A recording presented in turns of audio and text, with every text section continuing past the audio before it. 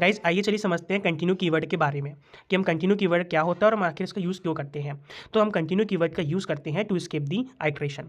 अब हम कैसे कंटिन्यू कीवर्ड का यूज़ करके किसी आइट्रेशन को स्किप कर सकते हैं, चलिए समझते हैं एग्जाम्पल की हेल्प से। जैसे मैंने एग्जाम्पल के लिए यहाँ पर एक कोड लिख लिया, मैंने यहाँ पर एक फॉर लूप लगाया और आई की वैल्यू को 1 से इनिशियलाइज किया और बोला आई की वैल्यू लेस देन 5 तक के लिए इस हमको लूप को चलाना है और सी आउट करना है आई को। अभी फिलहाल भूल जाइए कि मैंने अंदर ये कुछ लिखा हुआ है, तो हमारे पास आउटपुट पर क्या मिलेगा 1 2 3 एंड 4, क्योंकि आई लेस देन 5 के तक के लिए अपन ने इसको चलाना था। अब मैंने क्या किया, यहाँ पर एक इफ स्टेटमेंट लगा दिया और बोला कि आई की वैल्यू जब 3 के बराबर हो जाए तो कंटिन्यू कर देना। मतलब क्या है, मतलब आई की वैल्यू 1 जब होगी तो ये पूरा चल जाएगा, यानी कि 1 प्रिंट हो जाएगा। आई की वैल्यू 2 होगी तभी लूप पूरा चल जाएगा, यानी कि 2 प्रिंट हो जाएगा। और जैसे आई की वैल्यू 3 होगी तो वो इफ के अंदर जाएगा और कंटिन्यू को कीवर्ड को देखेगा और वापस वो कंटिन्यू कीवर्ड को क्या कर देगा, ऊपर पहुंचा देगा और वो नीचे की चीज़ को रीड ही नहीं करेगा। यानी कि जैसे ही कंटिन्यू कीवर्ड को उसने देखा तो बाकी के नीचे जो लिखा हुआ है वो उसको पढ़ता ही नहीं है, डायरेक्ट उसको लूप में वापस ऊपर पहुंचा देगा। यानी कि आई इक्वल्स टू 3 वाली एक्सप्रेशन जो हमारी थी वो मिस हो गई, उसको हमने प्रिंट ही नहीं किया और आई के लिए 4 के लिए वापस पूरा प्रिंट हो जाएगा।